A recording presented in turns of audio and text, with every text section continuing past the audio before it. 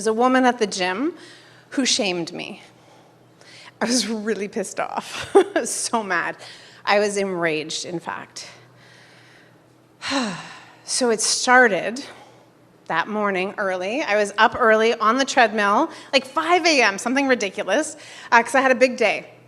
I was on the treadmill, watching the Raptors, of course, and I was listening to my Audible. I think it was about manifesting and something totally spiritual and soulful.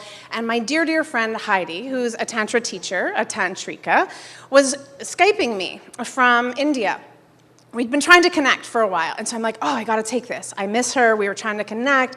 So I'm like, okay, I'm running on the treadmill, can we do this? Well, I guess I had to ask myself, could I do this? And I thought, yes. So we chatted, we caught up a little bit, and then it was time for me to slow it down and go into the quieter room and do my baby yoga, because I really don't know much about yoga, and my baby meditation, which is maybe 5 minutes or 10 if we're lucky. And so I moved over and I'm like, okay, Heidi, let's go. Okay, so we go over, I continue the conversation as I'm doing my downward dog, my cobra. And honestly, the conversation was beautiful. What I love about Heidi is that we always talk about deep things, soulful things, sexual things, yes, and it's a really enriching conversation. So as we were doing this, I was like even more contemplative and reflective as I was clearly doing slow movements, all of this, and a woman came in, the woman. And we glanced at each other, and then I carried on doing my sun salutations and talking to Heidi, and I heard her do this. Ugh, seriously? Just that one word, precisely with that tone. Seriously? Like I'm telling you, gut reaction of rage. I was so pissed off and mad. Mad!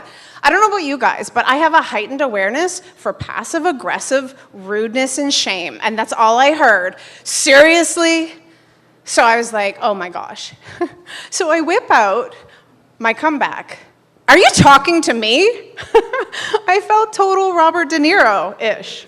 And in that moment, like I was so mad. In that moment, it was like that enraged, like confrontation in great contrast to that soulful, contemplative conversation I was just having out of the same mouth, and it stopped me in my tracks, that contrast.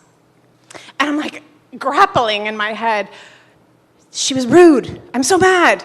Wait, I'm soulful. What do I do with this? And so, and a light bulb went on. Oh my gosh, she's actually trying to communicate something. Yes, she's being rude and annoying, but she's trying to tell me something. What? Oh, she's annoyed by something. Oh, she's annoyed by me. Oh, right. She's wanting something. She's desiring something. Oh, she's desiring quiet in the quiet room.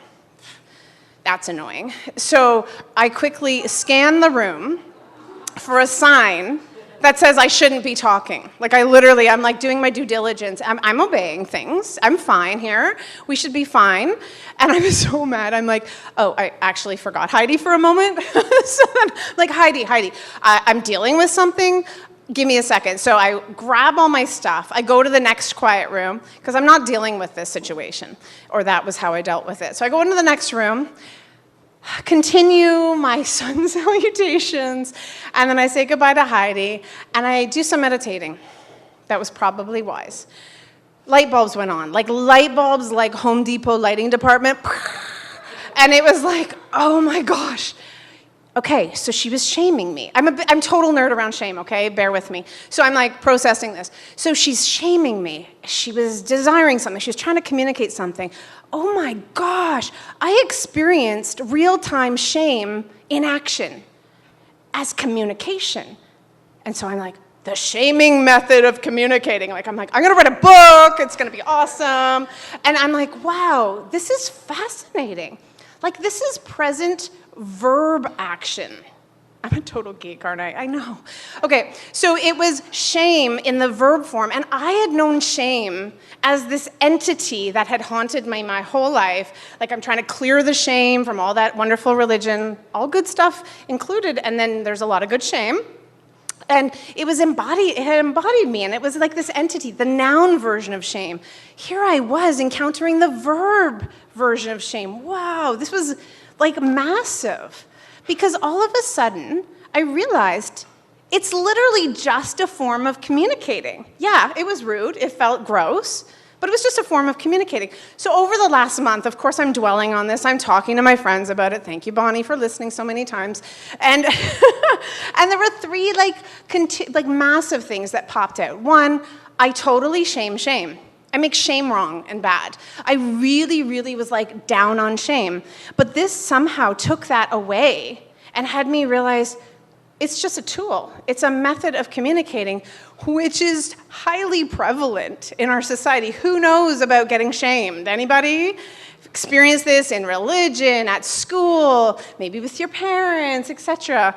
And I realized, oh, it took off that burden that actually, oh, this is ruining my life. No, actually they're choosing a method of communicating. That's it. So it lightened it up for me, thank goodness, because man, it's heavy around here, around shame. And then the second thing, which was a little harder to swallow, actually it still is that I use this method of communication a lot. And for me, like I really thought I had kind of done with this. Really. I have been exploring and reading books on shame since I was a teenager. And to see that I, too, was using this shaming communication, especially with my daughters, it was disturbing. And I'm still in observation mode, but I am trying to tweak things and being more curious as opposed to, what about this? Well, I won't even give many examples. I have none in my head. But I noticed that it wasn't in like, oh, I got to get that right. It was like, wow, no wonder I use that. I was trained. We're all so trained in the shaming method. We know it from our school days. We know it from our communities. We know it from our parents, sadly. So I was really grateful to have that aha pop up for me. I'm so curious. I just want to ask, does everyone like shame too? Hands up if you shame people. Come on, own it. Own it. How many people have been shamed, though? I bet everyone could put their hands up. So what was really cool, so the third thing that was like the biggest aha for me was, Michelle would think, I had already arrived at this. Everybody wants pleasure in their life. Everybody. Everyone wants to have joy and enjoyment and love and happiness and pleasure, like pleasure. And we're really trying to communicate as we go along ways to increase our pleasure and ways to stop people or situations that are diminishing our pleasure. And that's what was happening for this woman in the other room. So after my rage subsided, it was serious. Like it took some time. I had to make some phone calls and like sort that stuff out for myself. But after it subsided, I could see, wow, she literally had a total valid desire to have quiet. Now, could she have just said, could you please be quiet? Could you go to another room? Yes. But this method of communicating is so prevalent that it actually kind of makes sense she would employ it. Maybe when we speak directly, we don't get what we want, so we do it indirectly, because maybe we'll get the effect we want. Shaming method is actually highly effective. I moved from her space and she got quiet, yes? But it has a lot of side effects. It disconnects us from each other. It actually has the other, if they take it on, feeling like, I felt like, can I swear? I felt like crap. So that's what shame does. And so what I found for me is it heightened my ability to empathize with this woman, and then actually it was proven in a test, because my sister about a week ago sent me an email, which was classic passive-aggressive shaming in written form, so I can't even respond with a Robert De Niro like response. And I was so mad. In fact, Sheila got my phone call that time. And so I spilled out the rage. But after that, I was looking around like, wow, what is she wanting? What pleasure is she trying to increase in her life? Or what pleasure is getting diminished and that she's trying to communicate to me? So it really amped up my ability to empathize in the face of shame, which was pretty massive for me. So thanks for listening. Oh, and to like wrap it all up, next day I went to the gym, hopped on the treadmill, and again, watching the Raptors, of course, Michelle, and I looked up, big giant sign, do not talk on your cell phones. Thank you.